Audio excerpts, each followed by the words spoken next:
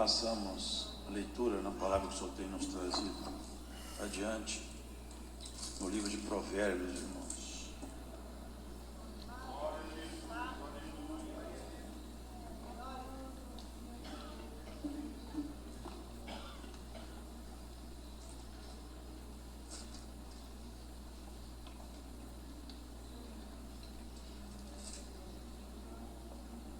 Capítulo de número 15, irmãos.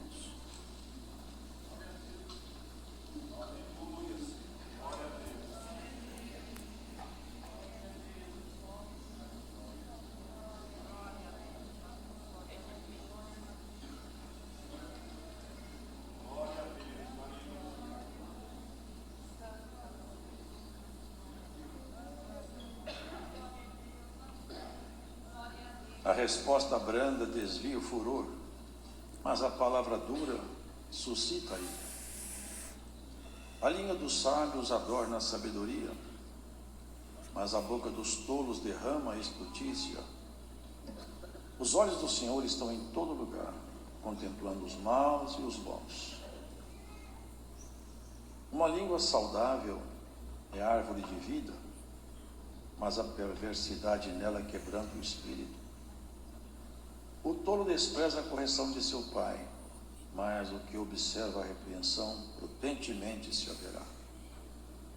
Na casa do justo há um grande tesouro, mas nos frutos do ímpio há perturbação. Os lábios dos sábios derramarão o conhecimento, mas o coração dos tolos não fará assim. O sacrifício dos ímpios é abominável ao Senhor, mas a oração dos retos é o seu contentamento. O caminho do ímpio é abominável ao Senhor, mas ele ama o que segue a justiça. Correção molesta há para o que deixa a vereda, e o que aborrece a repreensão morrerá. O inferno e a perdição estão perante o Senhor, quanto mais os corações dos filhos dos homens. Não ama o escarnecedor aquele que o repreende, nem se chegará para os sábios. O coração alegre aformoseia o rosto, mas pela dor do coração o espírito se abate. O coração entendido buscará o conhecimento, mas a boca dos tolos se apacentará de estultícia. Todos os dias do aflito são maus, mas o de coração alegre tem um banquete contínuo. Melhor é o pouco com temor do Senhor do que um grande tesouro onde há inquietação. Melhor é a comida de hortaliça onde há amor do que o boi gordo e com ele o óleo. O homem iracundo suscita contendas, mas o longânimo apaziguará a luta. O caminho do preguiçoso é como a sebe de espinhos, mas a vereda dos retos está bem igualada. O filho sábio alegrará seu pai, mas o homem insensato despreza sua mãe. A estultícia é alegria para o que carece de entendimento, mas o homem entendido anda retamente. Onde não há conselho, os projetos saem vãos, mas com a multidão de conselheiros se confirmarão. O homem se alegra na resposta da sua boca, e a palavra a seu tempo, quão boa é. Para o entendido, o caminho da vida é para cima, para que ele se desvie do inferno que está embaixo. O Senhor arrancará a casa dos soberbos, mas firmará a herança da viúva. Abomináveis são para o Senhor os pensamentos do mal, mas as palavras dos ímpios são aprazíveis. O que se dá à cobiça perturba sua casa, mas o que aborrece as dádivas viverá. O coração do justo medita o que há de responder, mas a boca dos ímpios derrama em abundância coisas más. Longe está o Senhor dos ímpios, mas escutará a oração dos justos. A luz dos olhos alegra o coração, a boa fama engorda os ossos. Os ouvidos que escutam a repreensão da vida, no meio dos sábios, farão a sua morada. Que rejeita a correção, menospreza a sua alma, mas o que escuta a repreensão adquire entendimento. O temor do Senhor é a instrução da sabedoria, e diante da honra vai a humildade.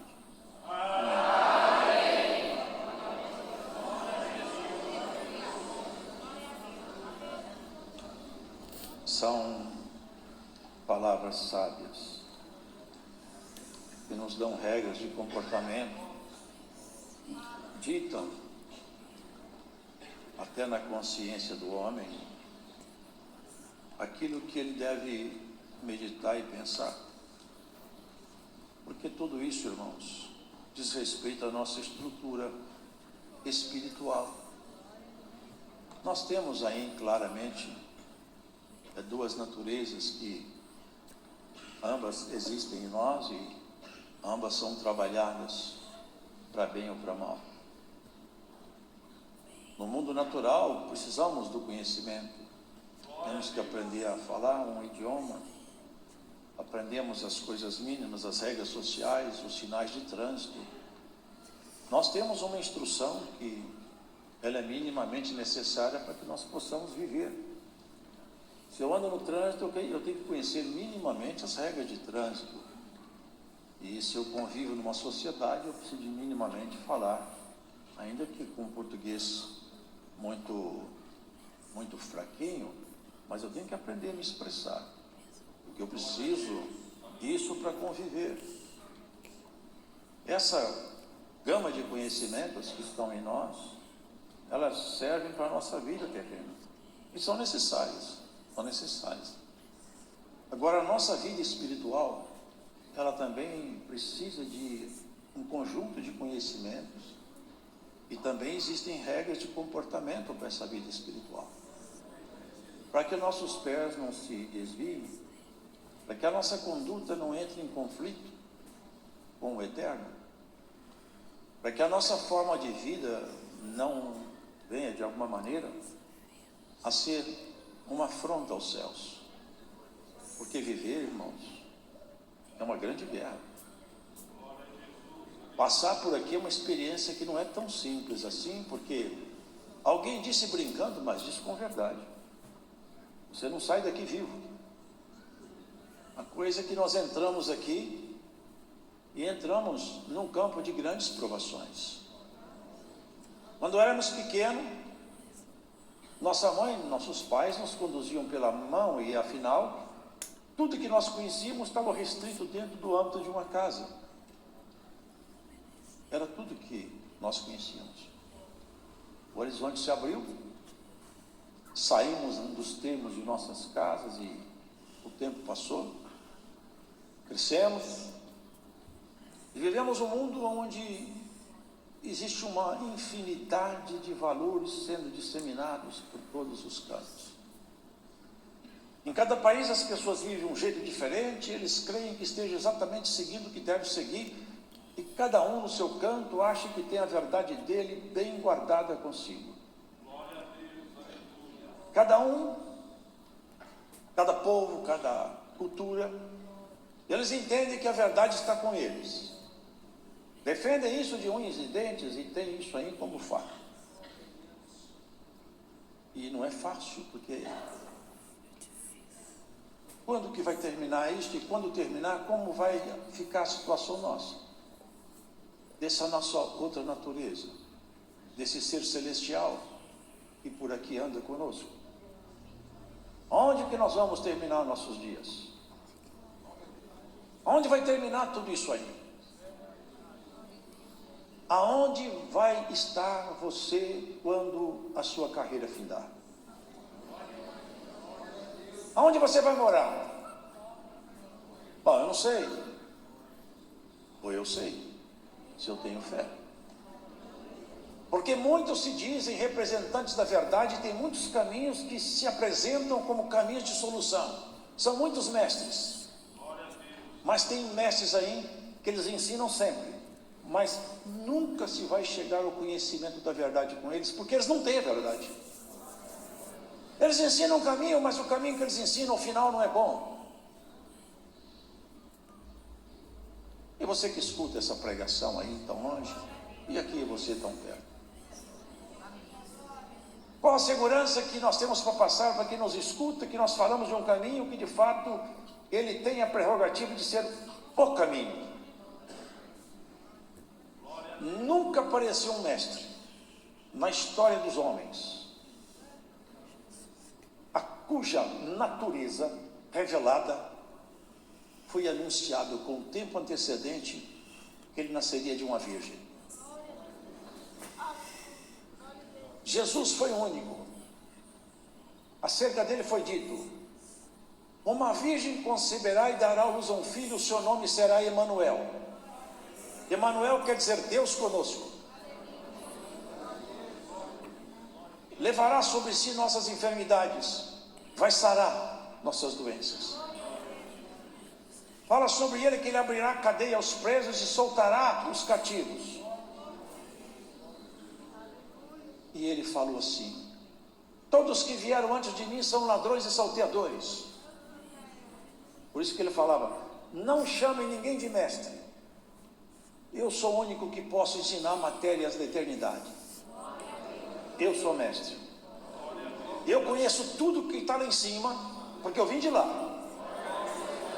Esses mestres andam só aqui por baixo, e eu vim de cima. Eu sei toda a estrutura da glória. Lá eu comando tudo. E tudo que eu falo com vocês está ligado lá em cima. De alguma maneira eu vou trazendo vocês para perto de mim, até que vocês fiquem tão perto que vocês sejam parte integrante de mim mesmo. Sabe o que ele falou? Pai, eu quero que eles sejam um. Isso é você, sou eu. Que eles sejam um comigo, como eu sou um contigo. Vocês entendem que é uma doutrina diferente? Não é uma filosofia, não é um conjunto de regras religiosas, é uma proposta definitiva de mudança total de natureza. É o seu homem interior, o seu divino tomando a rédea do natural. É você acordando para a eternidade. Por isso que está escrito: desperta tu que dormes, e Cristo te esclarecerá. Oxalá que alguém agora escutando essa pregação seja desperto por essa palavra. Desperto, acordado. Veja que nesses poucos versos aqui, nós vemos que Salomão, ele não falava para os filósofos. Não era para ser colocado aqui como um ditame filosófico. Era para a natureza celestial que nós carregamos em nós. Claro que tem preceitos também do dia a dia, mas sempre tem um vínculo com aquilo que é espiritual. A resposta branda desvia o furor, mas a palavra dura suscita, provoca, levanta a ira. Vocês já aplicaram isso na vida de vocês? Já viram na escritura como que se aplicou isso aqui na vida de alguém? Me lembro que havia um homem chamado, eu acho que ele era filho de Acabe, agora eu me esqueci o nome dele. Ele era rei, e ele caiu da cama e ficou muito mal. Só que ele era rei de Israel e conhecia o Deus de Israel. E ele mandou os seus comandados lá a fazer uma consulta. Olha que coisa, irmãos. Foi consultar a Baal-Zebub, um Deus que na verdade não é Deus, são espíritos caídos, que são deuses falsos. Foi mandar consultar um Deus michuruca se ele ia viver ou ia morrer. Sabe o que aconteceu? Deus falou com Elias, o tesbita: Elias, sai de casa, vai encontrar com os mensageiros dele. E saiu encontrar com ele. Falou com ele: por acaso é porque não tem Deus em Israel que você está fazendo consulta a Baal? Dessa cama que você subiu, você não desce mais. A coisa gravou. Num linguajar assim bem simples, Deus ficou bravo. Ao invés de ele se humilhar, de ele aplacar a ira que é da justiça divina, ele provocou o Senhor mais. Mandou um capitão com 50 soldados: traz esse Elias aqui, está profetizando que eu vou morrer, arrasta ele aqui. Quando chegaram, ele estava em cima do monte. Elias, desce daí. Homem de Deus, desce aí. Resposta bruta. Sabe o que aconteceu?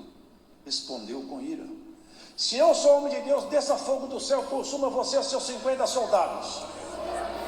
Desceu um raio do céu lá que ninguém sabe como, mas Deus sabe. Queimou aqueles 50 soldados e o capitão.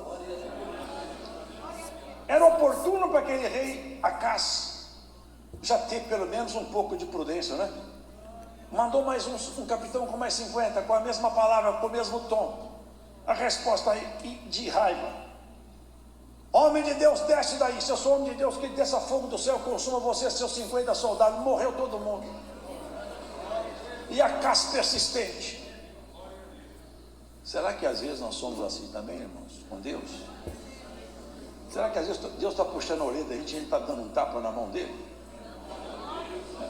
Tem hora que Deus está apertando a gente e não percebe que é Ele que está apertando a gente.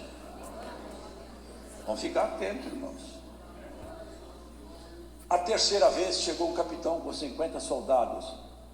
A resposta branda: desvio o furor. Ó homem de Deus, ele ajoelhou: seja preciosa aos teus olhos a minha vida e de meus companheiros, porque tem fogo de Deus aí com você. Tem misericórdia de mim e de meus companheiros. O anjo de Deus falou com ele: pode descer e seguir com ele.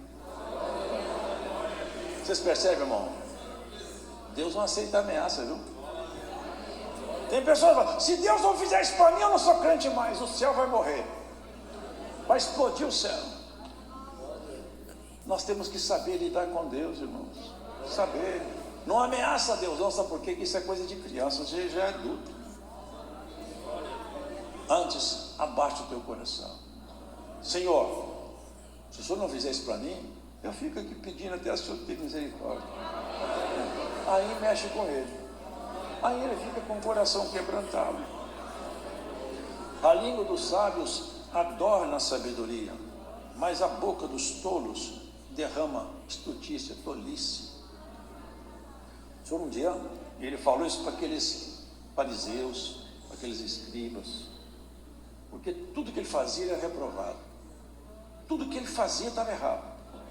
Uma vez ele chegou na sinagoga, uma mulher que fazia 38 anos que estava encurvada, e ele ficou com pena dela, misericórdia, e curou a mulher.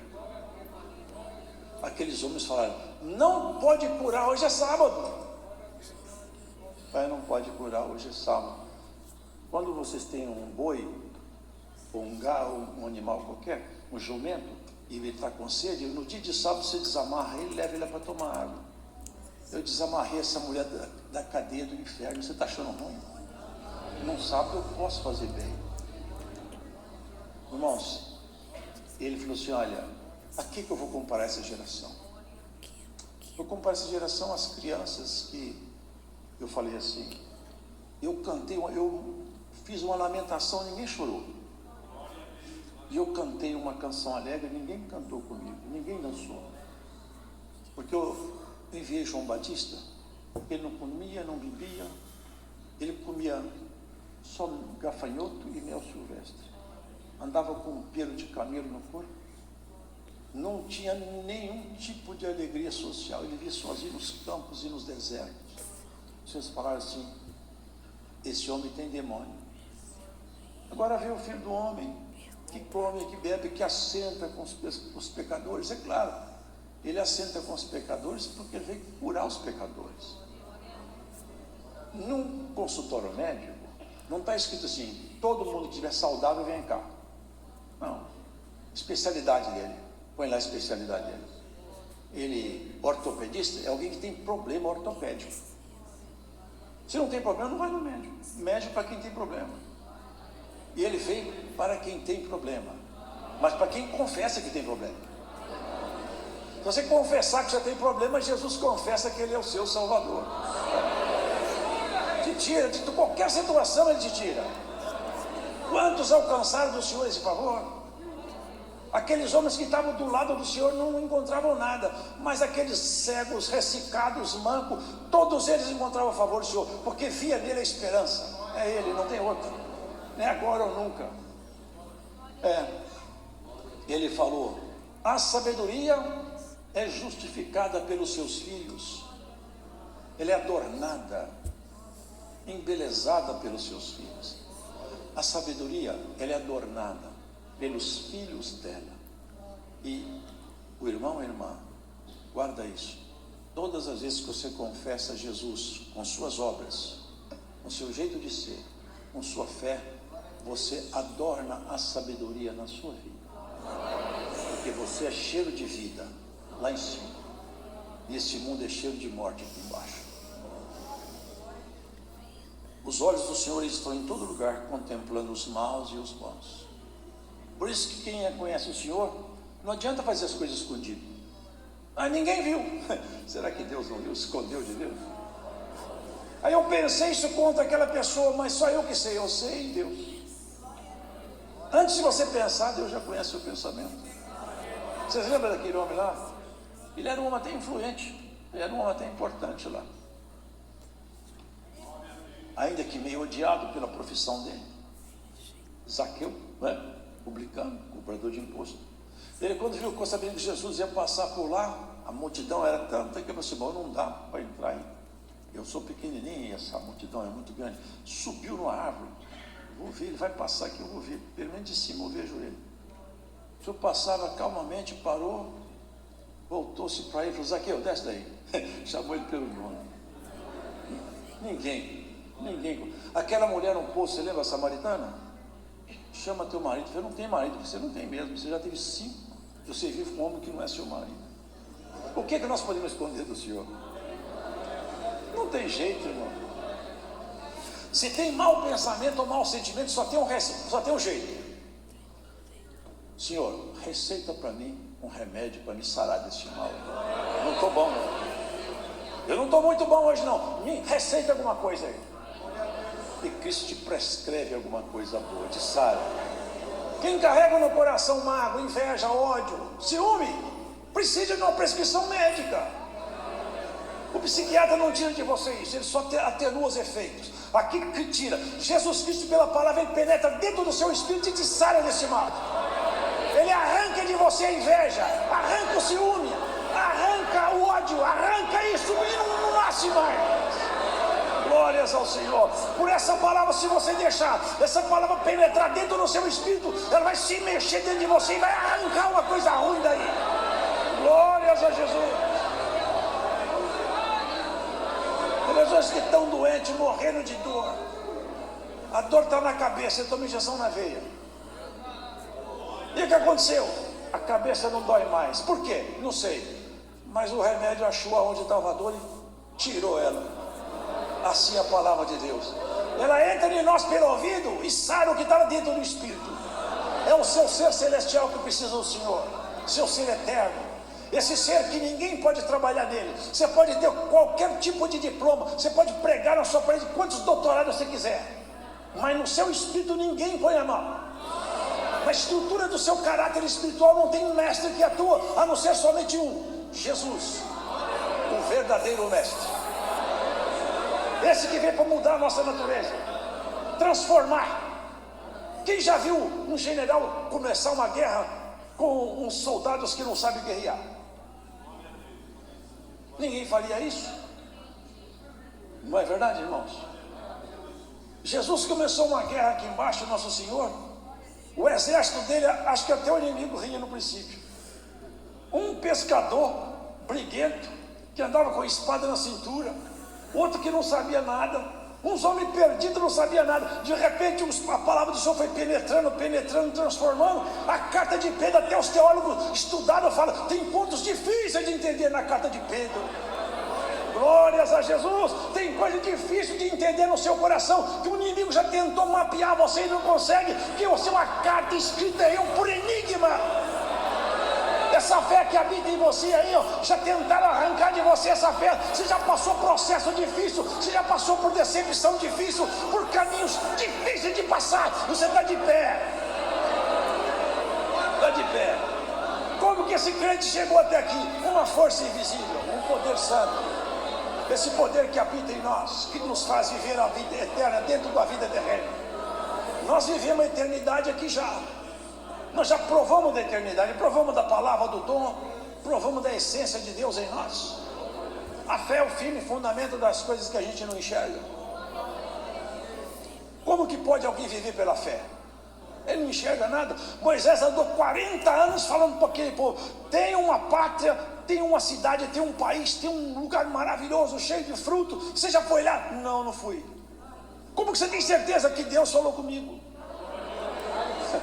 É tudo que me basta. Deus falou comigo e tem. E chegou lá, Deus levou ele no monte de Pisga. Está lá, Moisés, eu falei com você, está lá. Nós estamos andando aqui, né, irmãos? Mas tem uma cidade nos esperando. Tem um lugar para nós morar. E o Senhor já está lá esperando cada um de nós. E as coisas já estão ficando prontas lá em cima. Já está tudo arrumado. Já já nós vamos para viver com aquele que é o nosso mestre definitivo.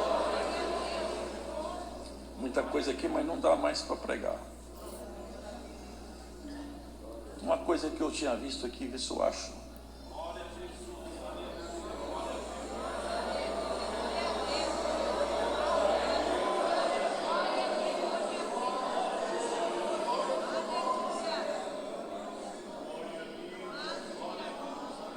O Senhor arrancará a casa dos soberbos. Pesado isso, né? Mas e a casa do que não é soberbo? Não acaba também? O que será que o Senhor está falando aqui? Vai arrancar a casa do soberbo. Sabe, irmãos, a soberbia é um pecado que não tem perdão.